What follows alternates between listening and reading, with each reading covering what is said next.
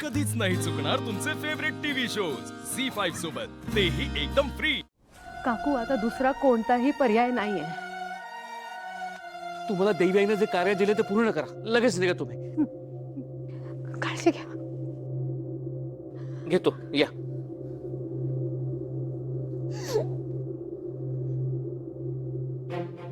आई,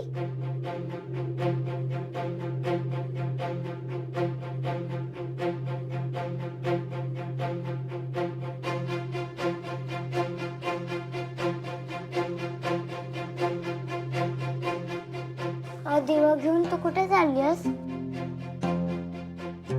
ईशा, आम्ही जरा बाहेर जातोय। तोपर्यंत तू काकू, आजी आणि आजोबांजवळ थांबशील?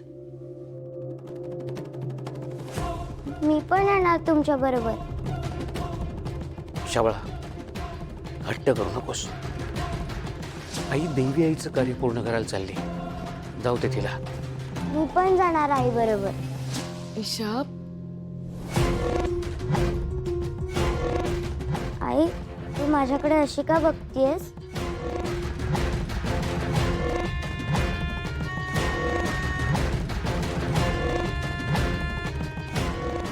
आई,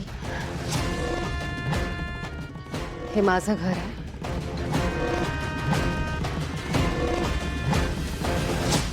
ही माझी माणसं आहेत, त्यांचं रक्षण कर। आई, तू अशी का बोलतेस? मला काहीच कळत नाहीये। ईशा, आपल्या घरावर आलेलं संकट परतवून लावायचंय आणि ते आता तुझ्याच हातात आहे। तू मला विचारायचीस ना, देवी यांनी तुला शक्ती देऊन का जन्माला घातलाय?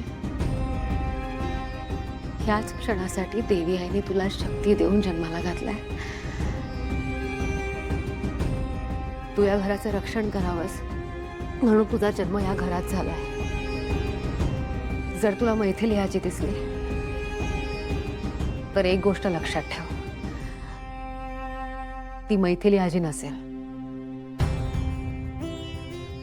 तो शतग्रीव असेल।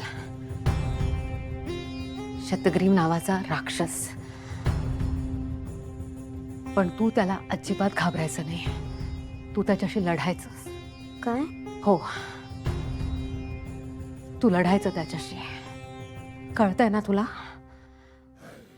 तू इथेच थांबायचं, काकू, आजी आणि आजोबांचं तू रक्षण करायचंय।